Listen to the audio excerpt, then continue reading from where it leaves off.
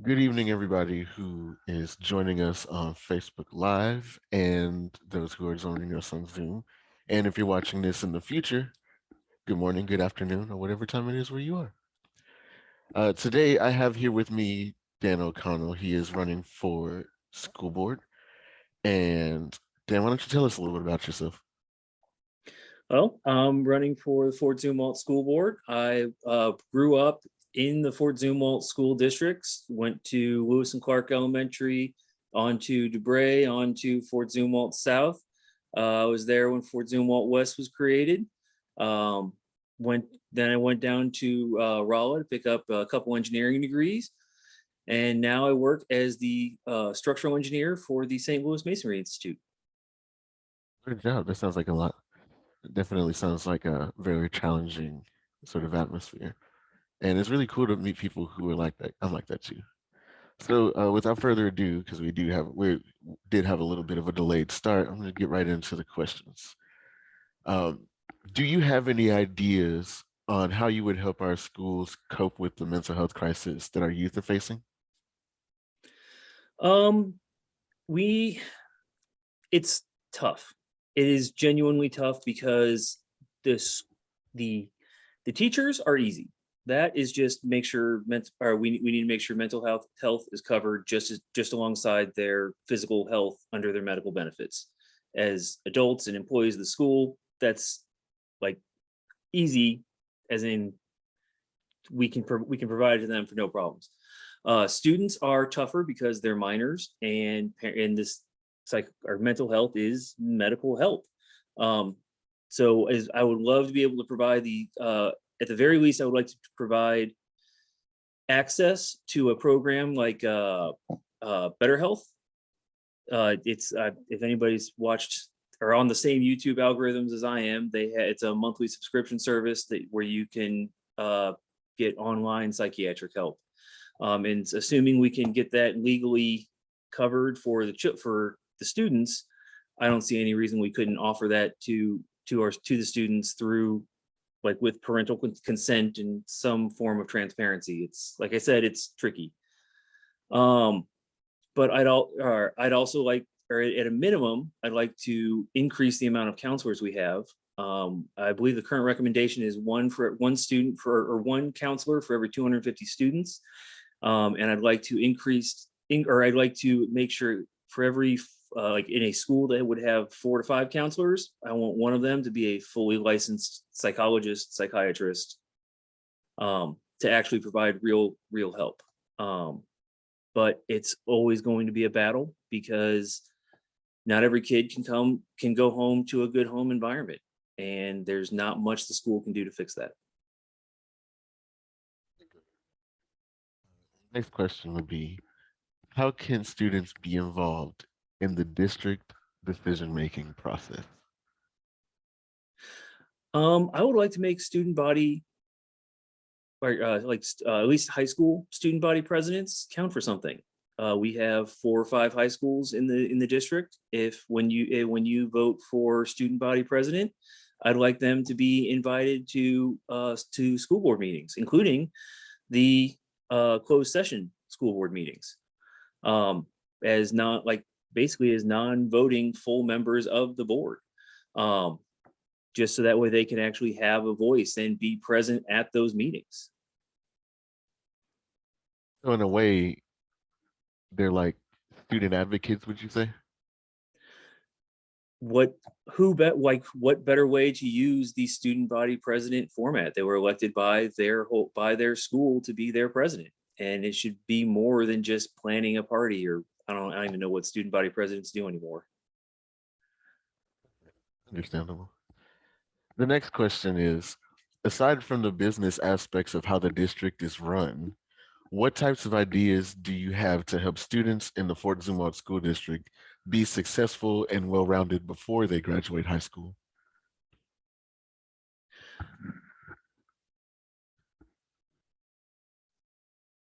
That's a very big question. um I'd like to see, I hate that this is the phrase, but like people call it common sense or teach the kids common sense. Really, that's just experience, just life experience. And so I'd like to see more, or everyone graduate, or have the, at least have the opportunity, even as an elective, um, to start a trade apprenticeship, or at least just kind of get a taste for what a trade would be. I grew up as a Boy Scout, or throughout my youth. That was the thing I did in high school more than anything else, was just be in Boy Scouts. And the Boy Scout Merit Badge program is actually, looking back, really powerful, because it's a, like, the Boy Scout Merit Badge in architecture or welding or boating or whatever. Like, every merit badge is a possible gateway into a whole career. And I I don't, structuring it in a school format is trickier. But basically just offering career days that are more than just a parent comes in and talks about their job as a welder. It'd be a way, like, I'd like to offer some actual basic trade skills, basic handyman skills of how to change an outlet, or how to put together the basic framing for a drywall, or for a drywall stud wall. How to patch drywall, stuff that anybody who is going to be living anywhere should really need to know. Right, The and next, right now that could be folded into our senior home ec class, or something, or just an expanded version of that. great.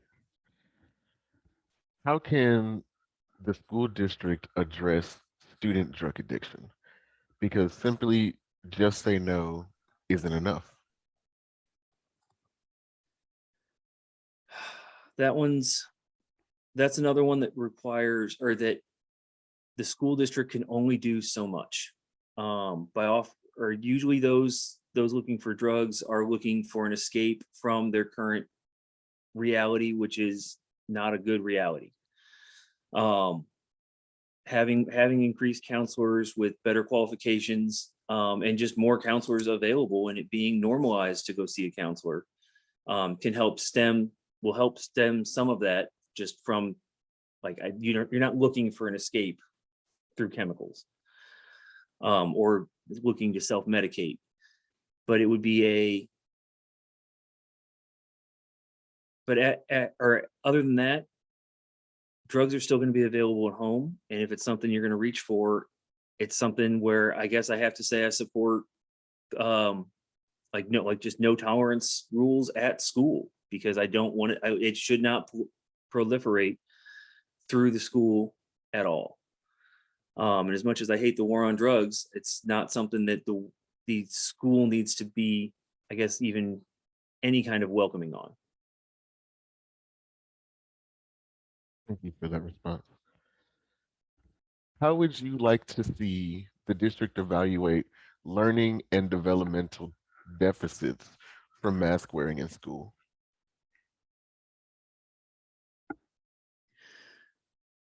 We have, what, approximately 15% of our school student body has an IEP. They have the single biggest dip, because they each of those are for in grades since COVID broke out.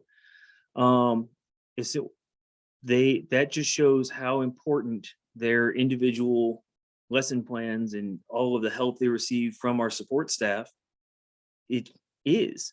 um that, and how much of a difference that support staff makes. That's why I've, like, the thing I have come out for strongest is just raises for teachers and support staff. If we raise just that 15%, they drop by almost, I'm pretty sure they drop by nearly a whole letter grade. If we raise just that 15% back up, that would create a huge difference in the average. A follow-up question to that would be,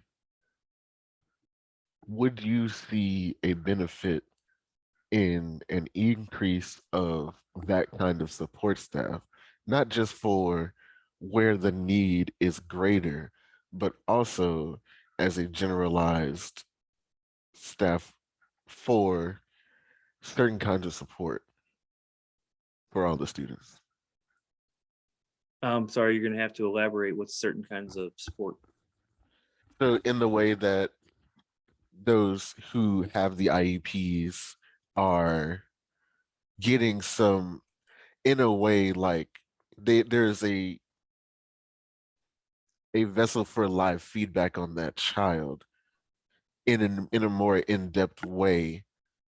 Do you think that could be beneficial for people, in like for students in general, whereas there is an ongoing conversation about how that student is doing? Because when you, especially because when you have the IEP, it's a little bit deeper into how are they developing and how that is changing over time. Do you think that could be beneficial for others as well, maybe from a mental health standpoint? I think that would be incredibly beneficial, because at the very least, it would help normalize. If everybody has an IEP, then nobody needs to be made fun of for having an IEP, because it's just part of the paperwork everybody fills out. It can also be a good way. Or I know IEPs have, like, I guess real IEPs have, do trigger extra funding in the state's funding formulas, but by having one, a student or a student could be stigmatized for it. So by having everyone fill out something similar to that, just to track and have an honest discussion about their own program, it would be akin to mandating that all police officers go to or see a therapist or a counselor once a year, where it's not. It just normalizes it. It's not because you're crazy, not because you're weak. It's just no, it's the thing I got to do every year.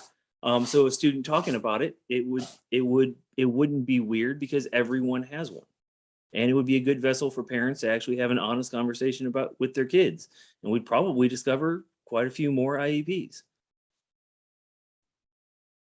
Thank you for that answer. Um, I addressed in October about having a mental health class for students. How do you feel about this class? And would you say that this would be something you would support, even? With any new class, like I've been, a lot of people have pitched me a lot of classes. I've been a candidate for the last two elections now, and I've helped two other people run for school board before that. I've had a lot of people pitch me classes, and the first question I have to ask is, what class would you eliminate? What lessons are we teaching now that would be more valuable? And if it's an elective, then who's actually going to be taking it? Um, so, and then from there, it's what's the lesson plan? So I guess what would you teach in this mental health class? So, from my perspective, I believe there's a lot of different ways that it can look. At the K-5 level, it's as easy as, during this block, we're going to talk about feelings. We're going to talk about how to identify when someone is happy, how to identify when someone is stressed. And even because it's one of those things where we, for a week at the end of fifth grade, we got separated into rooms and taught about our bodies. How could we, it could be just as easy to do something where you separate boys and girls and say, hey, this is a, this is what this situation looks like. This is what you should do if this happens to you. And if there is something that is, if there is something like that, a line of dialogue happening like that from the time that you step into the school to the time that you leave and go on to the next level, it becomes much easier to talk about mental health. It becomes much easier to Yep, know I when something understand. is going wrong. The way you just described it, totally sold. The way I understood the question at first was, this would be like a high school class where it's a full semester just called mental health. Um, but like sprinkling it in throughout the students' traditional curriculum, not actually creating a whole new class, but just I guess like a week of just touching base and saying, kind of teaching it like first aid of how to recognize depression, how to recognize, or like how what feelings are, how to deal with big feelings. Especially the break point right there at K through 5 when all those hormones are kicking in and you are getting feelings you've never felt before. Yeah, just acknowledging that they're there, they're normal to have, and yeah, it's okay to feel a lot of big and weird feelings that you can't necessarily control. Definitely. We also recognize that benefit because it's one of those things where, hang on one second, I'm having some interference.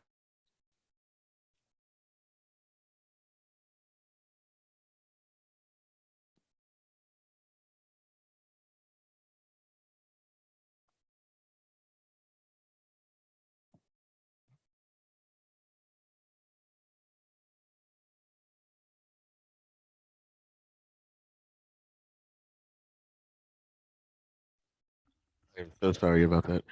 Please carry on. I think Um, your I think your I think your class is I think it's a great idea for a class. Um, I would teach it honestly, probably the same, folded into the same week as all, or at the very least, all the sexual education classes. Um, and I don't see why a parent would need to, or like I can't see any reason for anybody to take objection to it.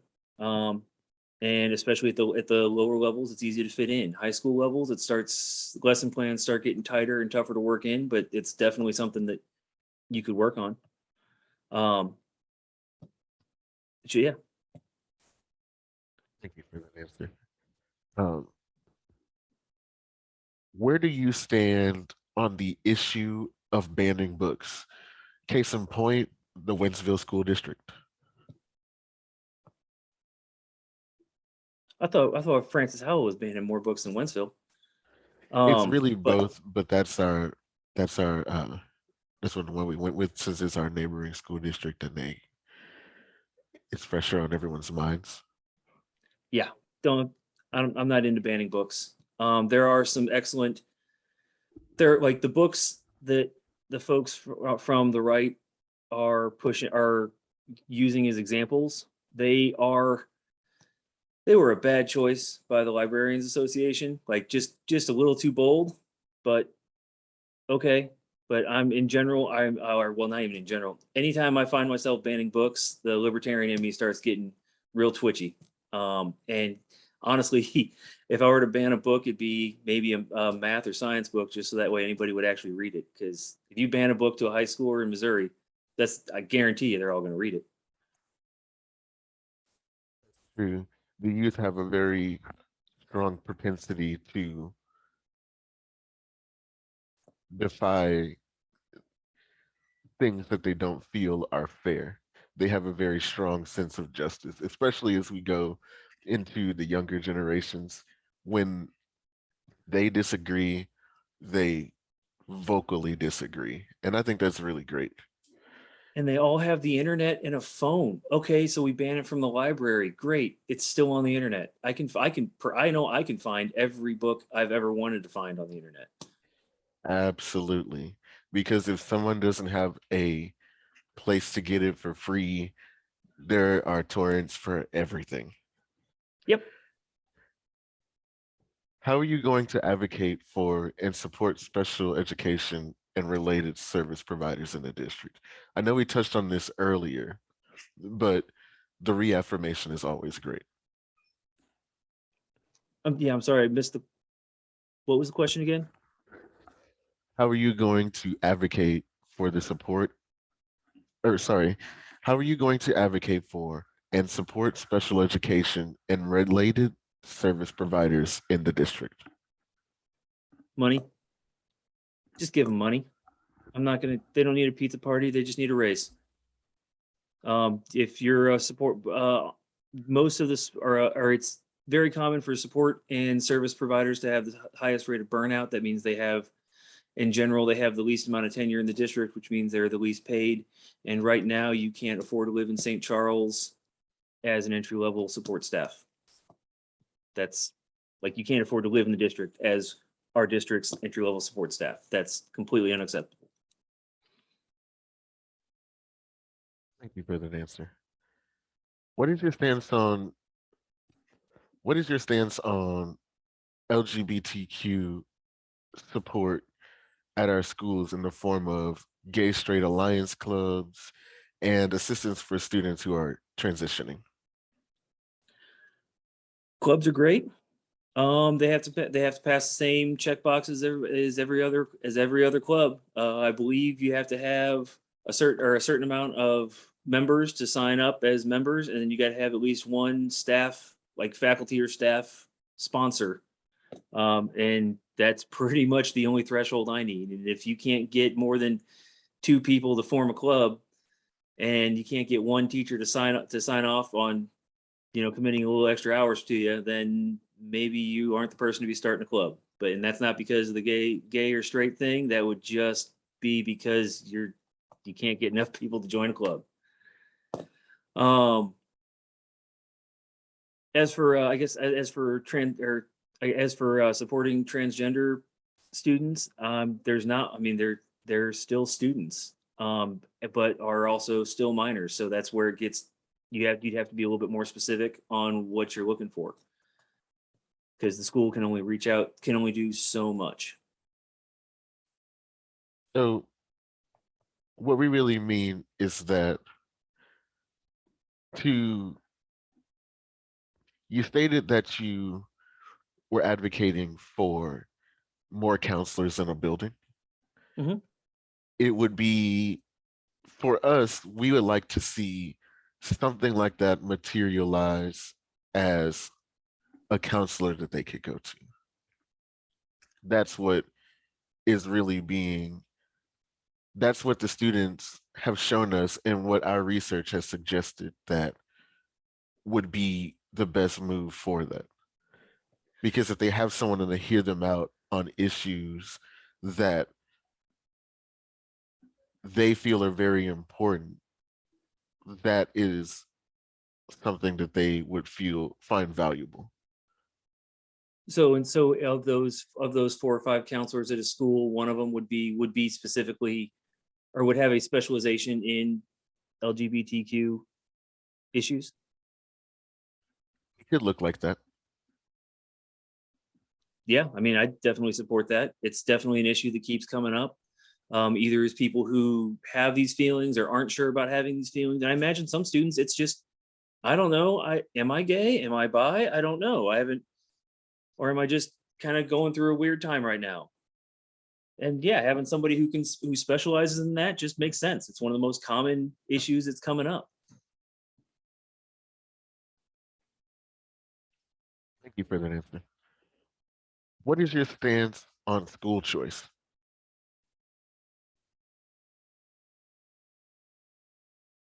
Anybody who wants to go to, or if you want to go to a different Fort Zumwalt school, I don't have any problem with that. You just got to drive yourself. I'm not going to send the bus.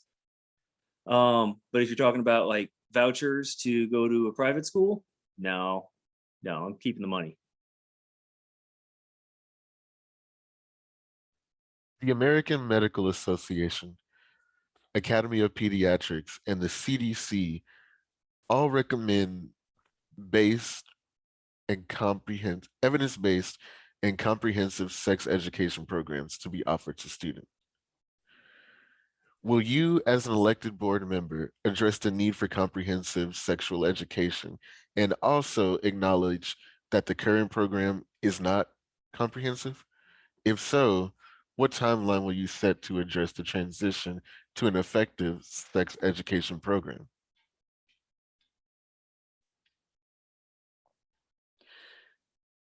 I have not heard any complaints that our sexual education program is not comprehensive.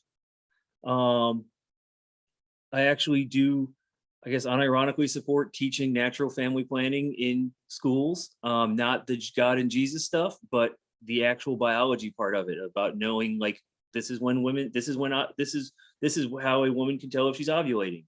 This is literally how productivity work, or like how fertility works, and how there's more to track on in a woman's cycle than just her period. And because that would empower our it's like all science based, just teaching the super gross biology stuff to all of those students. So that way, every girl and every boy knows what it means when a girl says she's playing, or when your girlfriend says she's playing with live ammo that week. Um, if anything, just to empower those girls to be more effectively saying no without the pressures of actually saying no, which is a whole other can of worms.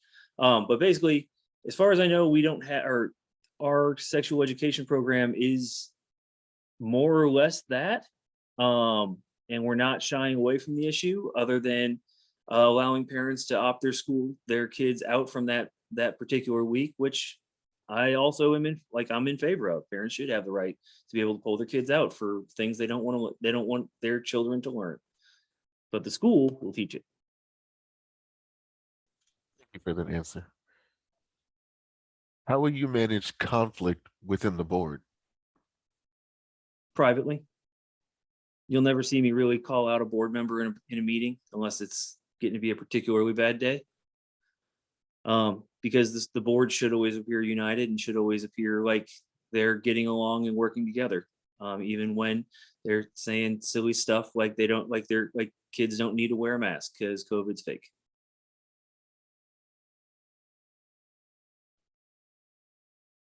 Thank you for that answer. Do you believe in science? Do I believe in science?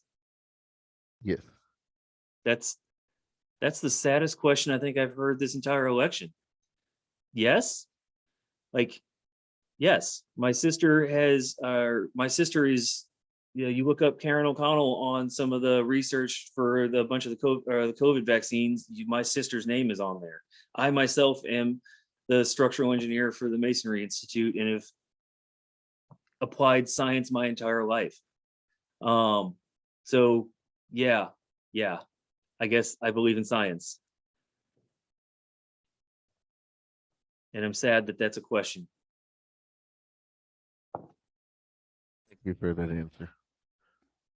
What did you what do you think it means to work towards an equitable educational experience for our students?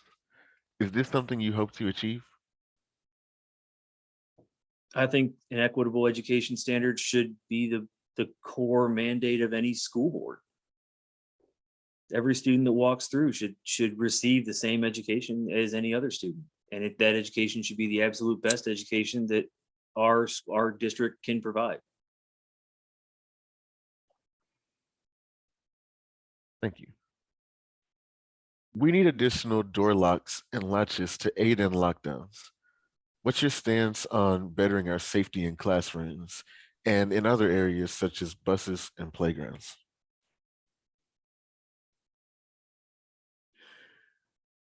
Playgrounds just require monitoring. Or well, as far as I understand, our playgrounds require monitoring, at least for threats within the school. Really, I guess same with kids walking through the hall. Teachers are very aware of any adults that are just kind of lingering by the fence, and they should continue reporting them as like per the school policy. Um, if students don't feel safe and they think we need better locks, there is we're spending $25 million in basic remodeling and hardware updates for the school district. I think we can spring for a couple locks too, by more than a couple. But if there is a specific issue, or a demand for better locks in certain places, that can definitely be arranged. Those are extremely affordable and can just be covered under basic maintenance.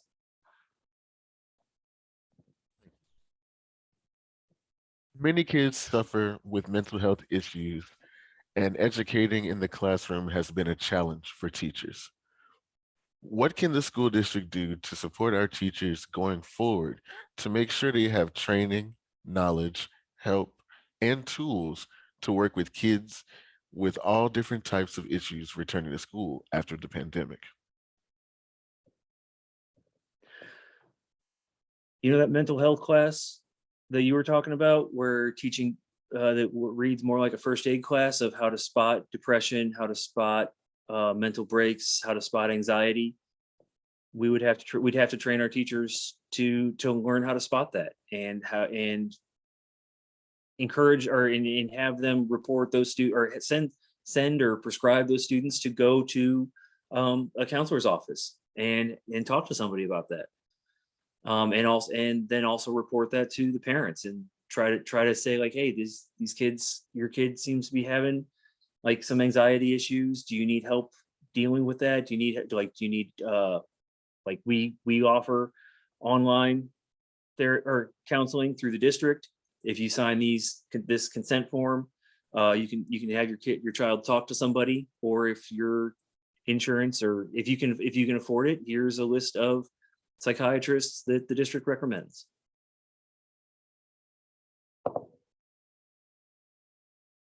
Thank you. I can't I can't expect teachers to go through that training for free, because if they're there, they should get paid. But two, I can't expect teachers to suddenly become psychologists and try to handle the problem themselves. I would encourage them to refer them to other trained professionals that are better equipped.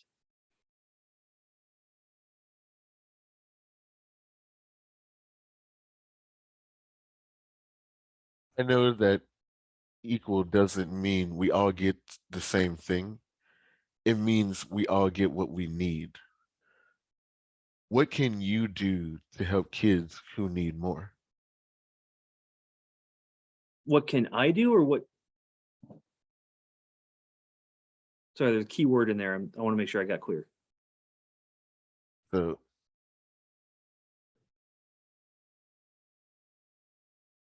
I guess what I mean by that is, what do you believe could be done to help kids who need more?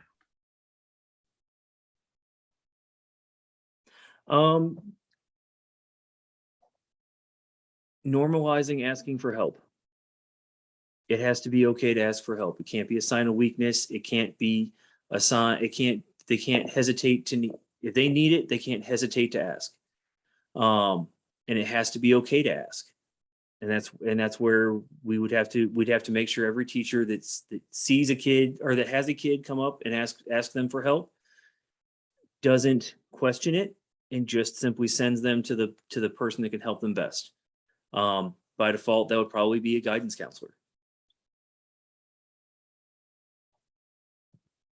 What are some things you think we will have learned from the COVID-19 pandemic with regards to education? Our district should definitely our district was woefully unprepared for honestly a very predictable situation. Something that forced this, like, it's not too unfathomable to come up with any number of disaster situations that would force some or all of our students to be homebound for a month or more. So one thing I've advocated for is taking the best teachers for every subject throughout the school district, uh, actually having them record the lecture this year, or like record that part of the lectures this year.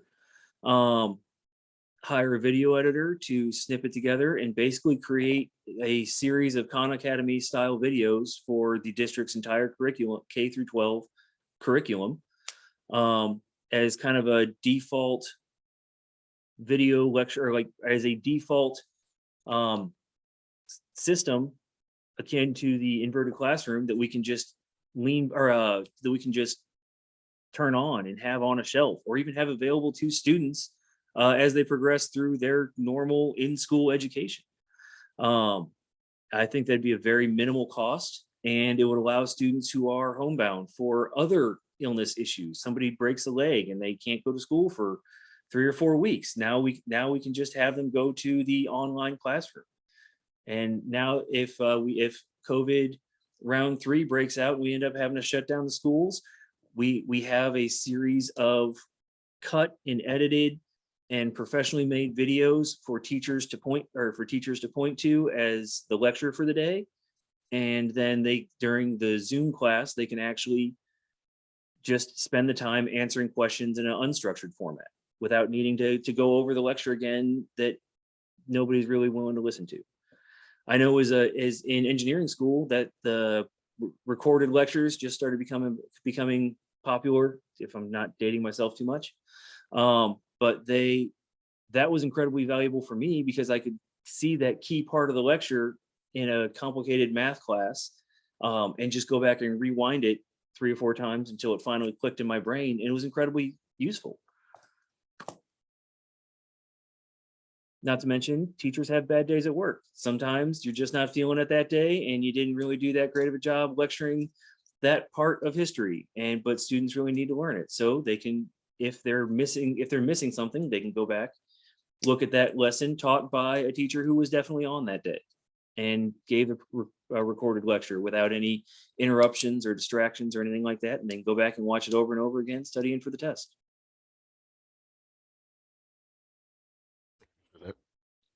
This next one is from a bus driver in the school district. It reads, how will you handle us bus drivers, or how will you handle bus drivers leaving our district to work for districts that pay more? They're going to Francis Howell, St. Charles, Wentzville, Troy, or even fast food because it's better pay. We're losing drivers and are overloading buses 3 to a seat of all ages during a pandemic because Fort Zumwalt will not give us competitive pay. We have tried to change things, talked to the board in the past, and we're dismissed every time because we're overlooked at the bottom of the totem pole like we're just simple-minded bus drivers. How will you handle the overloaded buses and stand up for drivers? Money, just we got to pay a living wage. Honestly, they need, there's no ifs, ands, or buts. I'm not going to hold them. I'm not going to waste your time holding a meeting to find out what you really want, only for you to say money. I'm not going to host. I'm not going to, like, that's it. That's it. There's no amount of pizza party or benefit or anything short of just a straight up raise isn't going to, is just going to be insulting. Thank you for As for that. finding the sources for that money, I've got ideas for that too. Thank you. What do you think makes you a better candidate than the other candidates running for school board? Ooh, spicy question. Um, I was the only one, as far as I know, I'm the only candidate that actually showed up to any protests. I was at all of the Fort Zumwalt protests held during the June of 2020. I still remember the students there. I actually made a difference like immediately after that, or after those protests, because they had some pretty valid criticisms of the district. That And there were 0 school board members there. So I talked with the organizers. I got them a meeting, like a private meeting with the school board, with a couple of school board members, off the record, in one of those smoky back rooms where things actually get done, and things actually got done. One of their chief complaints was those students felt that they didn't have access to their guidance counselors anymore, that promised to always be there, always there to help you through trying times. And as soon as school closed, they felt that they didn't have access to those guidance counselors anymore. And it was a simple oversight by the school district that was fixed within about 48 hours. An email went out to parents, and the school website had a quick update of your guidance counselor's phone number is right there. Call them if you need it. And then their bigger complaints were about folding Black history into the school, or into the curriculum of the school as a whole, which is a bigger and more complex issue. But I was able to facilitate those first conversations, and as far as I know, it's still conversations that are ongoing. They're still trying to make it happen, but that's changing the curriculum is always tricky and takes more time. Thank you for that. So why do I feel I'm better? I actually show up and I actually get real results, and I don't need the job title to do it. So you can vote for me or not. I'm still going to be there. How do you think we can work to repair the relationship between our district administration and our teachers?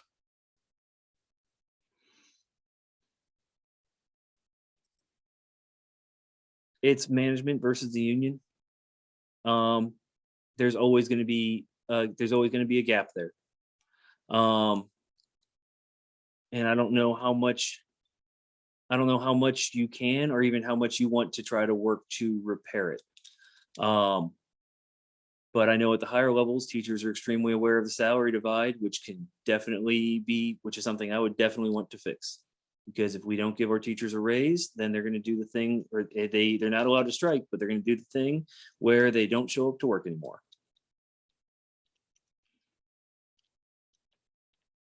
Just like the bus drivers.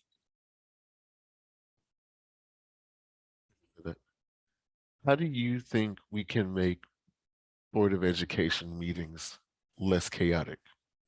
What do you think is the main role of the Board of Education?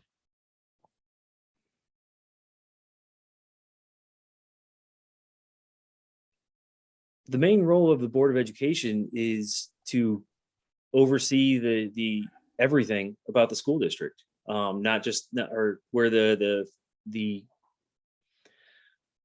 where the administration or is the day-to-day business operations. The school board directs them and gives them their direction on where to take the school district.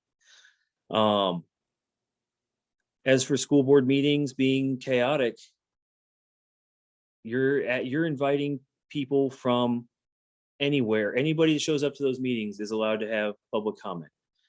That's right there. There's no way that's not going to be chaotic. Um, personally, I'd like there. I know several of the more conservative and louder commentators lately aren't even residents of the Fort Zumwalt School District, or at least they are, and they will also show up and support the one or two of them that is. And quite frankly, that's how that is American democracy at its prime. You do have the right to show up and say your piece. If the school board were to start making it a two-way conversation, it would immediately turn into a debate where there's never enough time. So that means you have more than 3 minutes. It turns into 15 minutes per person that wants to speak. And that's only going to encourage more people to show up and more people to speak. And next thing you know, you've got a 4 to 6 hour long school board meeting, which is already not unheard of. So that's where I would encourage. The best or the saddest thing I've seen in the last couple school board meetings is the same people showing up and telling the same stories.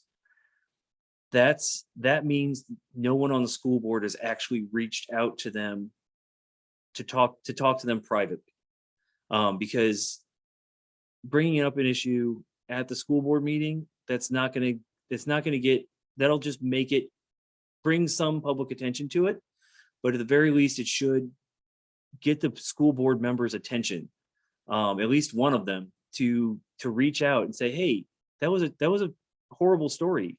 Please tell me more, give me more specifics. Please name names that you can't necessarily name in a public meeting, because I'm going to look into this and take it seriously.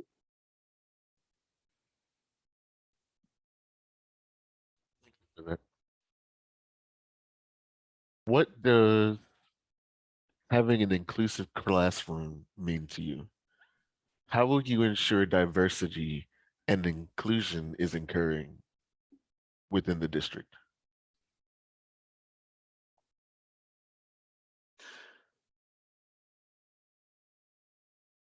First, no bullying, no use the appropriate pronouns were available, no racism. That's pretty standard stuff. After that, it'd be nice to see more diverse teachers, but that is actually a really complex, that in itself is a very complex issue. I last summer I spoke with a very respected principal from Francis Howell, who had promised to hire one of the school's first Black teachers. But I'm like, how are you doing that without being racially biased? And he shared with me some of his struggles, which is like they promoted it Black teaching schools, they promoted job openings at Black teaching schools, kind of made sure that they are in, made sure that black teachers applied for the job, then he kind of tipped the scales a little bit to make sure that they were in the interview candidates. And then he even had problems trying, or then when they finally, when the teacher panel selected a new teacher, even if they did select a black or brown educator, that young educator didn't want to be the first black or brown teacher at the school, and so they took a job somewhere else. And so that gets to be a very, very tough and tricky issue. um so I guess I'm going to default to, I would make sure that we can get the absolute best teachers that we can, and we're not going to do that without competitive salaries.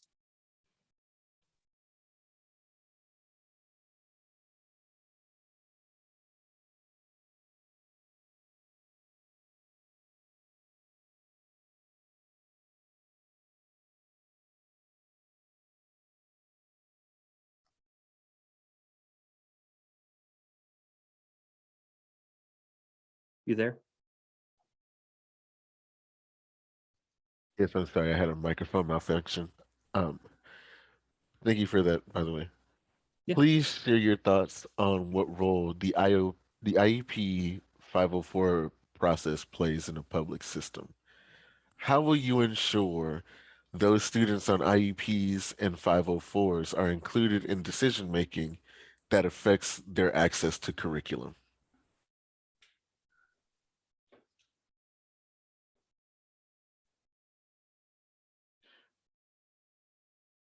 How will I, sorry, was that last part again? How will you ensure those students on IEPs and 504s are included in decision making that affects their access to curriculum?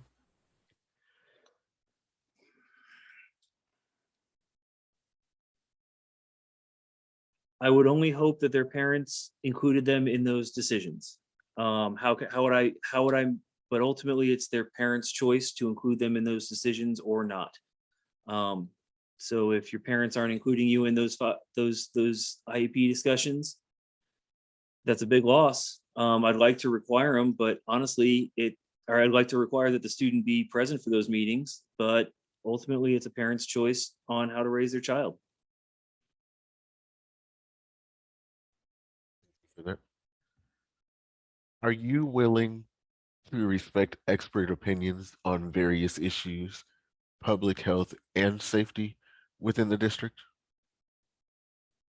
Yeah, I told you I believe in science, right? That is correct. How are you going to support teachers' salaries being more aligned with other districts to keep experienced staff who have worked for the district long term? Just to keep up with inflation, we owe our teachers a 10% raise. On top of that, they got hazard pay from the or that we owe them hazard pay for from the last year, and so that there's another 5%. And on top of that, they've been working another 10-20% more hours. So we probably owe them another 5 to 10% based on, or just for that. Also, we should probably cut down on how much extra time they're spending, and maybe just hire more teachers. Um, they are Well, yeah. So, oh yeah, because if you were asked to take on an actual risk to your life and health, bring that risk home to your family, and work 20% more hours, why would anybody do that for free? Thank you for that.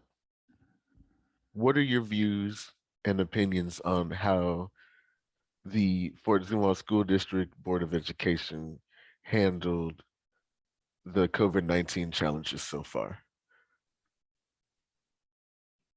They were in an impossible situation where no right choice was where there were no right choices. If kids stay home, parents get irate, because when kids stay home, parents have to stay home.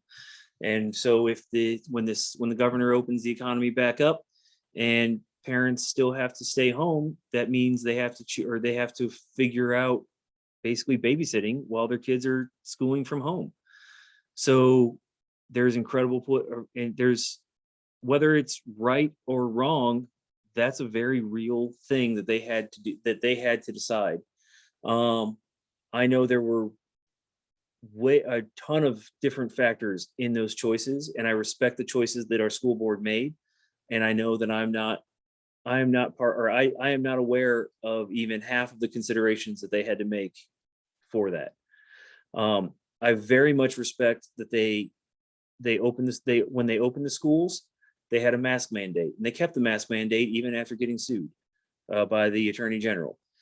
I don't agree with the lawsuit. I don't agree with half the stuff that happened, but it still happened, and they had to deal with it. And I think they did it in a great way. I really appreciated that Dr. Dubray walked around personally to all of the schools on a daily basis enforcing the mask mandate. So it's not just it wasn't just some policy we put out that nobody actually enforced. They actually enforced it. And that I respect and really appreciate. What changes would you make for the future In regards to COVID-19 or just in general? in regards to if something like this were to happen again? What would you put in place, knowing all of this? Short version is recorded lectures, like I described before, just sitting there on the shelf, ready to go. So that way teachers don't have to figure out how to be YouTube stars in the 24 hours notice that they get from everybody has to go working from home. That alone should help cut down on the dip in grades that we saw from 2020. And I would also, if something were to happen in the future, if I were on the board deciding whether we should open the schools, and whether we should open the schools with or without masks, or whatever is recommended by the experts, I would end up pulling the teachers first, because they're the ones that have to work in that hazardous environment. And if the teachers don't feel safe working at the school, then we shouldn't make them. You talked about how you felt about banning books, but what are your feelings regarding critical race theory, and how do you envision going about hot button issues like banning books and the likes? I have only heard people say negative things about critical race theory, and when I ask them what are you worried about, what is critical race theory, they tend to just say it's bad. So critical race theory is you're going to have to be more specific as to how I want to deal, or how I would deal with critical race theory, because ultimately it's a collegiate level, or not even collegiate level, master's level study of how American law works, or how the American system of justice is, or yeah, created institutional racism, even when the laws have removed race, even when race has been removed from the law books. Sorry about that.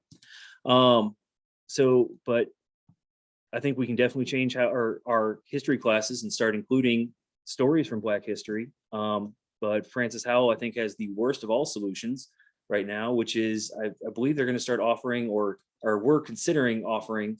I don't know, it was a mess in one of their school board meetings, a Black history class, which I would love to be there on separate but equal day, because there's no way that's not going to be awkward.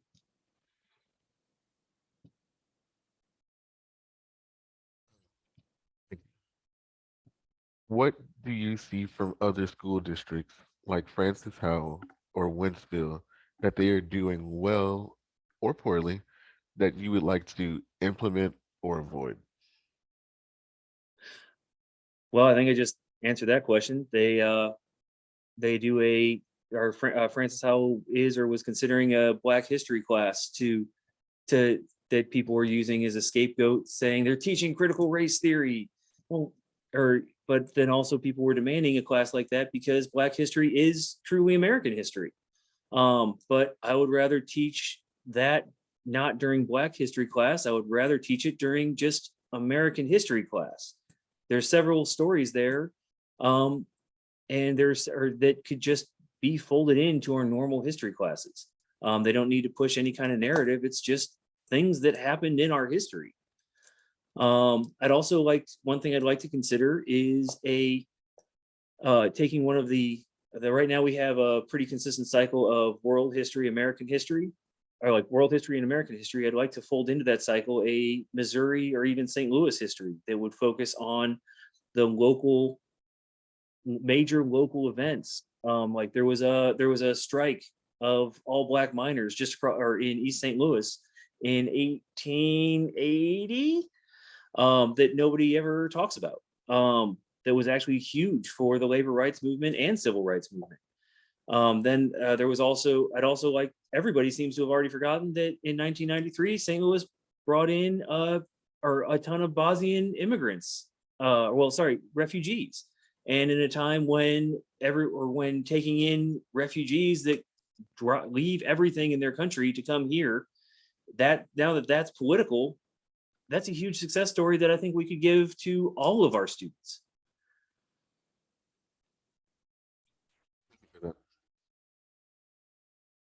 How do you plan on using your position to advocate for students? How do you plan on using your position to advocate for teachers?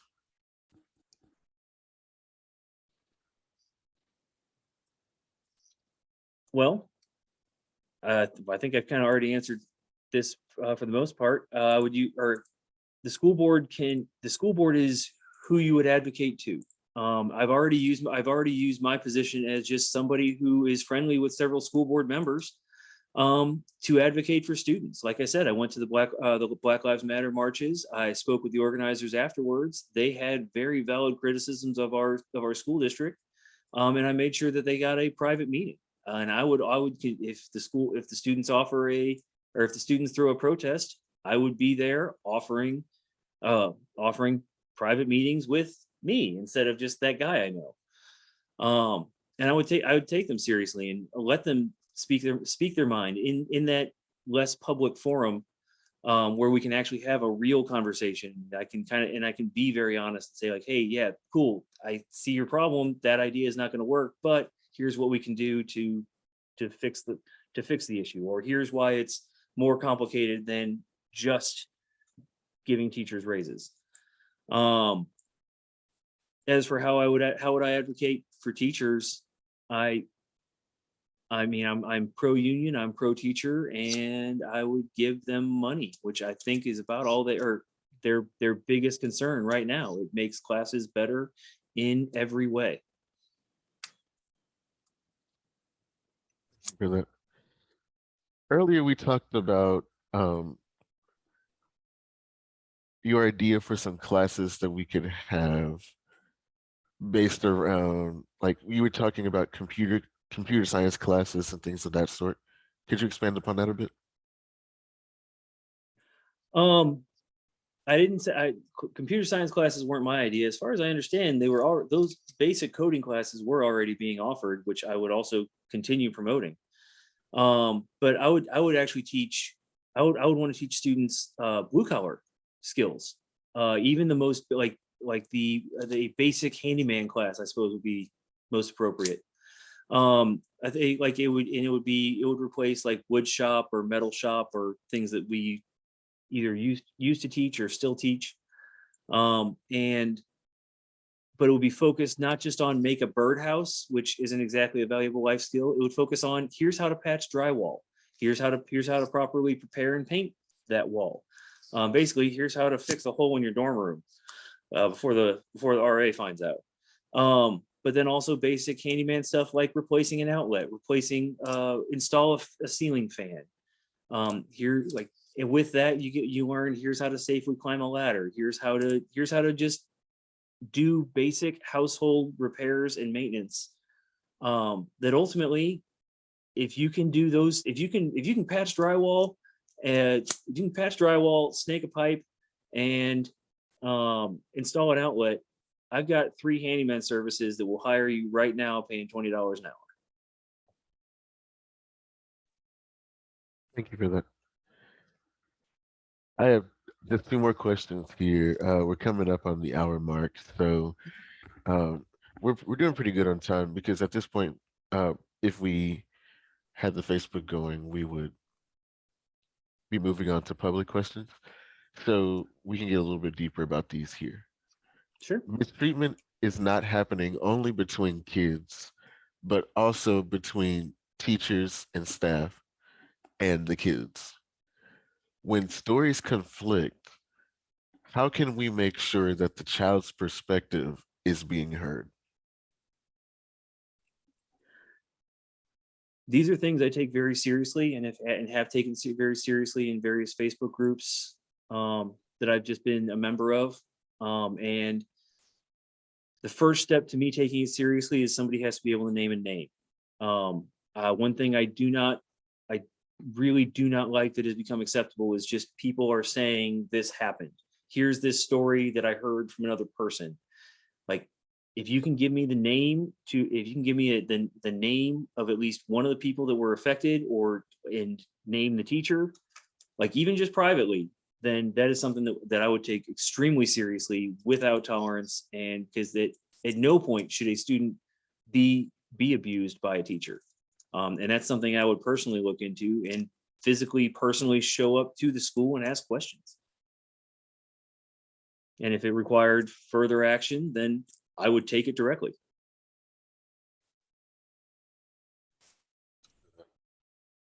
I just have one final question for you, and that what steps will you take to unite our school community after several years of division?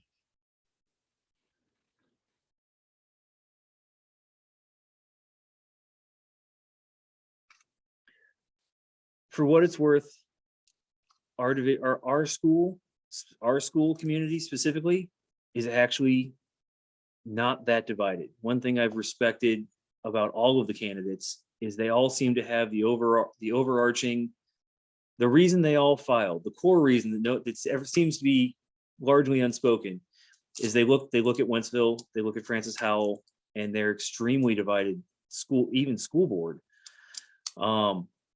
and see the just bad decisions that are being made over there, and we all just want Fort Zumwalt to continue to be good. They're all solidly moderate. Even the most conservative candidates in the district aren't pitching too many genuinely crazy ideas.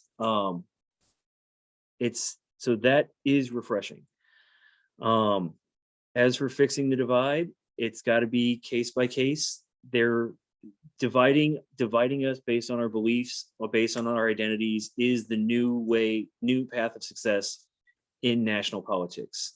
Quite frankly, there is no fix that can happen at the school board level.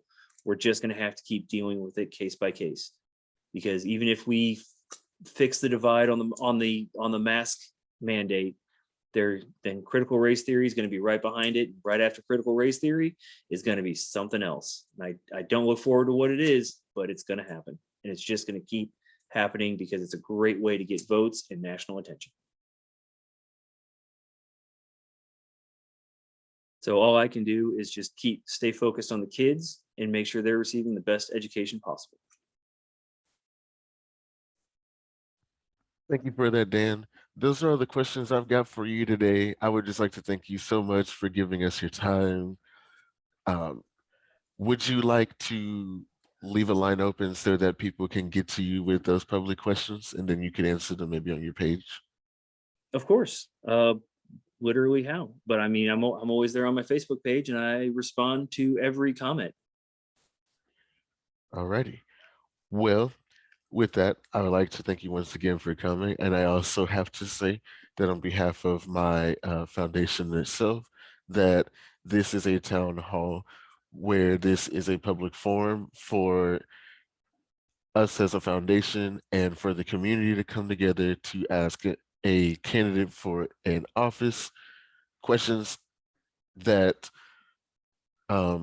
we had to clarify that we did not censor any questions, and questions in this segment do not necessarily reflect the views of the foundation.